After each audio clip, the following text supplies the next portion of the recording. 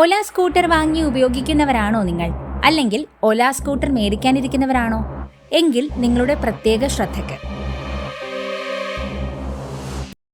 ഇത് എപ്പോൾ വേണമെങ്കിലും കത്തി നശിക്കും. വണ്ടി ഓടുന്നതിനിടെ കത്തും. ചാർജ് ചെയ്യാൻ കുത്തിയിടുമ്പോൾ കത്തും. വണ്ടി കുറേ ദൂരം യാത്ര ചെയ്ത് ബാറ്ററി ചൂടായാൽ വണ്ടി കത്തും. ഒരു രാത്രി വാഹനം ചാർജിങ്ങിനിട്ടു.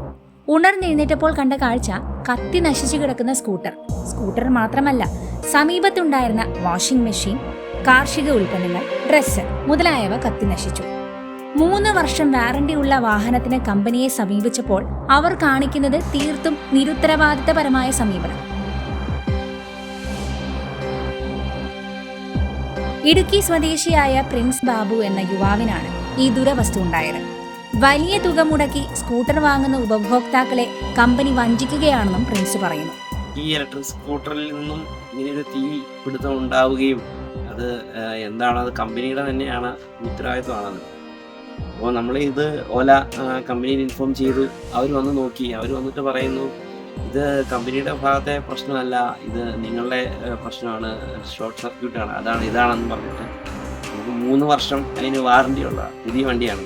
3 വർഷം വാറണ്ടിയുള്ള ആ വാറണ്ടിയിൽ നമുക്കതൊന്നും ക്ലെയിം ചെയ്ത് തരാൻ പറ്റത്തില്ല എന്നാണ് ഓല കമ്പനി അവകാശപ്പെടുന്നത്. അപ്പോൾ നിങ്ങളിത് ഇൻഷുറൻസ് കമ്പനിക്ക് കൈമാറുക എന്നാണ് അവർ പറയുന്നത്. ഇൻഷുറൻസ് ലഭിക്കുമെന്ന പ്രതീക്ഷയോടെ ഇൻഷുറൻസ് ദാതാവായ ICICI ഇൻഷുറൻസുകാരെയും സമീപിച്ചു. അവർ ആവശ്യപ്പെട്ട രേഖകൾ എല്ലാം സമർപ്പിക്കുകയും ചെയ്തെങ്കിലും കാര്യമായ നീക്കങ്ങൾ ഒന്നും തന്നെ ഉണ്ടായിട്ടില്ലെന്നും പ്രിൻസ് പറയുന്നു. അപ്പോൾ ഇൻഷുറൻസ് കമ്പനിയുമായിട്ട് നമ്മൾ ബന്ധപ്പെട്ട് കഴിഞ്ഞപ്പോൾ അത് ICICI ഇൻഷുറൻസ് കമ്പനിയാണ്. അപ്പോൾ ICICI ഇൻഷുറൻസ് കമ്പനിയുമായിട്ട് നമ്മൾ ബന്ധപ്പെട്ടപ്പോൾ അവർക്ക് ഇതിൻ്റെ ഓരോ രേഖകളും, ഇൻഷുറൻസിൻ്റെ രേഖകൾ, വണ്ടിയുടെ ബുക്ക്, RC ബുക്ക് മുതലായ എല്ലാ രേഖകളും അവർക്ക് വേണമെന്ന് പറഞ്ഞു. അതെല്ലാം നമ്മൾ സബ്മിറ്റ് ചെയ്തു. അതുകൂടാതെ GD എൻട്രി, പോലീസിൻ്റെ GD എൻട്രി വേണമെന്ന് പറഞ്ഞു. അത് നമ്മൾ ഇതിൻ്റെ കൂടെ സബ്മിറ്റ് ചെയ്തിട്ടുണ്ട്. അപ്പോൾ ജനറൽ ഡയറി, അതും GDയും നമ്മൾ ഓൾറെഡി സബ്മിറ്റ് ചെയ്തു.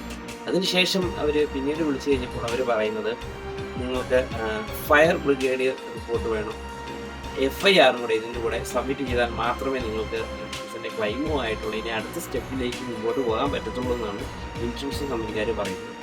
അപ്പോൾ ഫയർ സ്റ്റേഷനിൽ ഞങ്ങൾ പോയി അന്വേഷിച്ചപ്പോഴത്തേനും അവർ പറഞ്ഞത്, നിങ്ങൾ സ്പോട്ടിൽ ഒരു ഫയർ നടക്കുന്ന ആ സ്പോട്ടിൽ തന്നെ ഞങ്ങളെ ഇൻഫോം ചെയ്ത് ആ ദിവസം തന്നെ നിങ്ങൾക്ക് അത് ഇൻഫോം ചെയ്തെങ്കിൽ മാത്രമേ ഞങ്ങൾക്ക് വന്നത് ഇൻസ്പെക്ട് ചെയ്ത് ഫയർ ബ്രിഗേഡിയർ റിപ്പോർട്ട് തരാൻ കഴിയത്തുള്ളൂ എന്നാണ് ഫയർ സ്റ്റേഷനിൽ ചെന്നപ്പോൾ അവർ പറഞ്ഞു.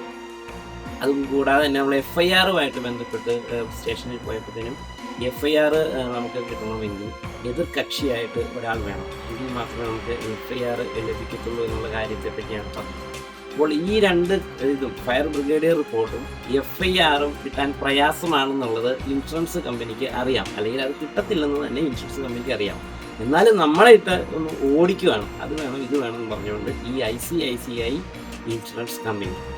അപ്പോൾ ഞങ്ങൾ അവരെ വിളിച്ച് സംസാരിച്ചു. ഇത് കിട്ടത്തില്ല എന്നുള്ള കാര്യം തന്നെ അവരോട് പറഞ്ഞു. അപ്പോൾ ഇനി നമുക്കൊരു നടപടി ലഭിക്കുന്നില്ല എങ്കിൽ അതിനൊരു നഷ്ടപരിഹാരം തരുവാൻ വേണ്ടി ഇൻഷുറൻസ് കമ്പനി തയ്യാറാകുന്നില്ല എങ്കിൽ തീർച്ചയായും ഞങ്ങൾ നിയമ നടപടിയുമായിട്ട് മുമ്പോട്ട് പോകാൻ വേണ്ടി തന്നെയാണ് ഇപ്പോൾ തീരുമാനിച്ചിരിക്കുന്നത്. ഏതായാലും 2 കമ്പനികൾക്കെതിരെയും നിയമ നടപടികൾക്കൊരുങ്ങുകയാണ് ഈ യുവാവ്.